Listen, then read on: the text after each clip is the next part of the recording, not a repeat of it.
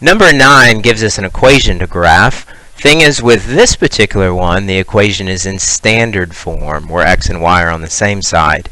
What we're looking for is for it to be in slope-intercept form, y equals mx plus b.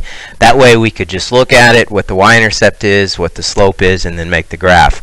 What I cannot do is I cannot look at the last number here and say, oh, that's the y-intercept and this must be the slope. No, I need to rewrite this thing first. Well, you notice that slope-intercept form, the y is out by itself out front, and then everything else is over to the right. You notice that the x is over here on the right side. So what I'd want to do is, the first thing I'd want to do is I'd want to move the x over to the right side. How we move anything in algebra is just by doing the opposite. So the opposite of a positive 3x would be to subtract 3x. And what I do to one side, I'm going to do to the other side. And then I treat this like a game. I make one move per turn. So I made my move. I'm going to bring everything else down. So I'll bring down the negative 2y. And don't try to say negative 7 or something like that. These are not like terms. That's a number and that's an x. So we cannot combine those two things. So what we would do is we just simply would bring it down. Negative 3x minus 4. Now, you notice that in slope-intercept form, there's no number in front of y. We have a number in front of y, which means that our work is not done. So what I need to do is I need to get rid of that negative 2. That says negative 2 times y, so the opposite of multiplication would be to divide. Now, what we do to one, we do to the other, which means that we're going to divide everything here by a negative 2. So those cancel. I've got y by itself. Be careful with the signs here. The two negatives are going to make a positive.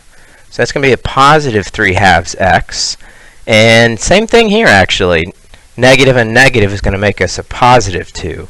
So we have y equals 3/2 x plus 2. So that's the only work on this one. Now the easy part is actually just graphing it. So I'm going to look at the y-intercept to see where it starts. Remember, the b is where we begin. It's our starting point. So it looks like we're going to start at 2, and we're always starting on the y-axis. So I've got 2, and then I've got a slope here of up 3, up because it's positive, and 2 to the right because we always go to the right. So up 1, 2, 3, and over 1, 2. And there's my second point. Just takes 2 points to make a line. So I will go ahead and connect those 2 points, and there's my line. All right, so go ahead and pause now and try the other two problems. Okay, just to check the work on those, should have an equation of y equals 2/2 x, I'm sorry, not 2/2, 2/5 x plus 4, and should have graphed that one. And then y equals 4/3 x plus 3. All right, so that finishes number 9. You just got one question left.